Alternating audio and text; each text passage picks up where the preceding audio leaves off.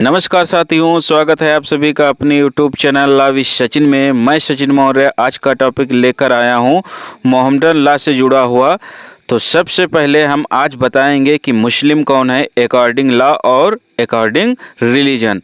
तो सबसे पहले बात करने वाले हैं इस्लाम धर्म के अनुसार मुस्लिम किसे कहा जाता है। तो इस्लामिक धर्म के अनुसार, इस्लामिक दृष्टिकोण के अनुसार जानते हैं मुस्लिम किसे कहते हैं। तो नंबर 1, अल्लाह की एकता यानी तौहीद, कि अल्लाह एक है, उस पर विश्वास रखने वाला व्यक्ति मुस्लिम माना जाता है। सेकंड है आस्था, हजरत मोहम्मद को अंतिम पैगंबर मानना और उनके संदेश को स्वीकार करना। थर्ड है कुरान को अल्लाह की किताब मानना, जिसे अंतिम और पूर्ण ग्रंथ माना गया है।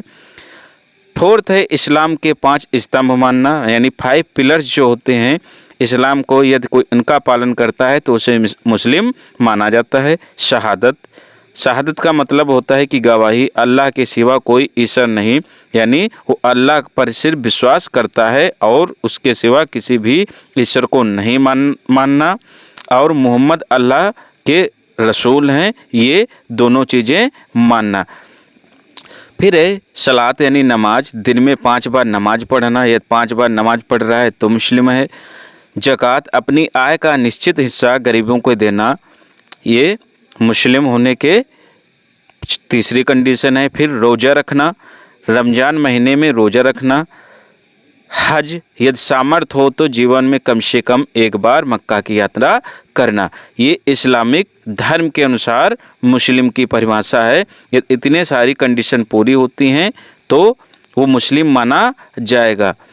ये इस्लामिक दृष्टिकोण है। यदि इनमें से कोई कंडीशन पूरी नहीं होती तो ऐसा नहीं कि वो मुसलमान नहीं कहलाएगा, मुस्लिम नहीं कहलाएगा। यानी इतनी शर्तें होती हैं, कोई भी धर्म हो तो उसमें पूजा पाठ से जुड़ी सारी चीज़ें रहती हैं। तो यदि कोई मुस्लिम व्यक्ति है, इतनी सारी चीज़ें करता है तो वो धार्मिक रूप से क्या है, मुस्लिम है। यदि कुछ चीज़ें नहीं है तब भी क्या माना जाता है, मुस्लिम माना जाता है।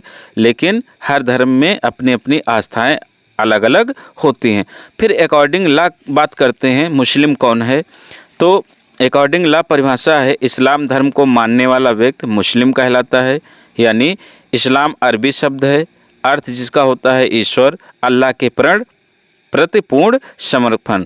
मुख्य सिद्धांत हैं जो जिन पर विश्वास करना आवश्यक है। नंबर 1, अल्लाह एक और केवल एक है, यानी तौहीद पर आस्था कि अल्लाह एक है।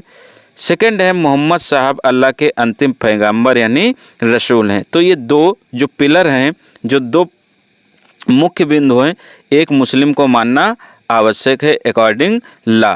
यदि दो चीज़ें कोई व्यक्ति मान रहा है तो उसे मुस्लिम माना जाएगा। धार्मिक दृष्टिकोण में वैसे ही ज़्यादा चीज़ें माननी होती हैं, लेकिन न्यायिक दृष्टिकोण में इतनी ज़्यादा चीज़ें नहीं होती। न्यायिक दृष्टिकोण में सिर्फ 2 चीज़ें, अल्लाह एक है और उसके रसूल क्या हैं, पैगंबर साहब हैं। न्यायालय के अनुसार मुस्लिम वही है जो इन दोनों सिद्धांतों को मानता है। सेकंड है न्यायालयों की कसौटी, किसी व्यक्ति को मुस्लिम मानने के लिए 2 आधार, बाई बर्थ, सेकंड है बाई कन्वर्जन, यानी यदि वो जन्म से है तो मुस्लिम माना जाएगा और यदि उसने कन्वर्जन किया है तो वो मुस्लिम माना जाएगा। यदि जन्म के समय माता और पिता दोनों मुस्लिम हैं तो बच्चा मुस्लिम माना जाएगा। हिदाया के अनुसार यदि माता या पिता में से कोई एक मुस्लिम हो, बच्चा मुस्लिम माना जा सकता है। भारतीय अदालतें इस पर क्या विचार रखती हैं, यदि केवल एक अभिभावक मुस्लिम है तब यह देखना होगा कि बच्चे का लालन पालन मुस्लिम की तरह हुआ है या नहीं।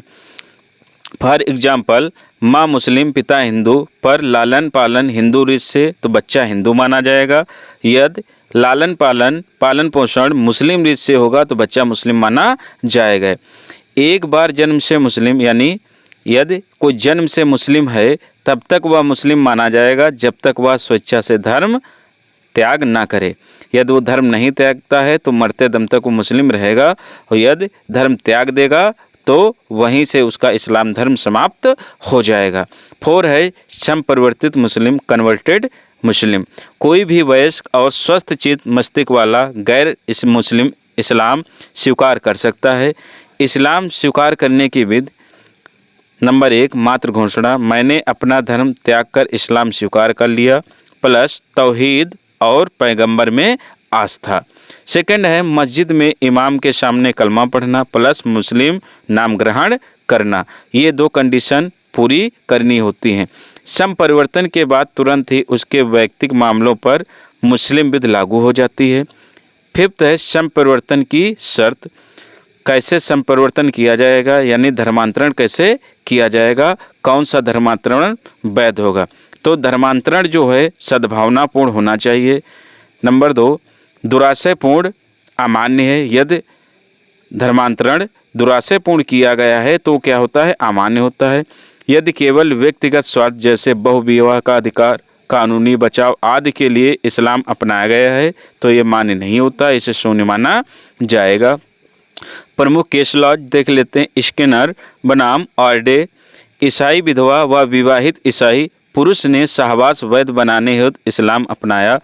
कोर्ट का निर्णय कि कन्वर्जन जो है दुराशयपूर्ण था, मान्य नहीं है। सेकंड है Sarla Mudgal versus union of India, Hindu पत्नी ने धर्म परिवर्तन कर मुस्लिम बनकर दूसरा विवाह किया, पहली पत्नी से तलाक नहीं लिया था। सुप्रीम कोर्ट ने निर्धारित किया कि कन्वर्जन दुराशयपूर्ण, दूसरा विवाह शून्य।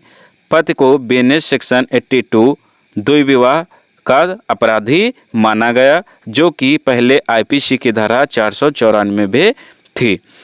थर्ड है lily Thomas versus union of India 2000 का मामला, हिंदू पत्नी ने मुस्लिम धर्म अपनाकर दूसरी शादी की।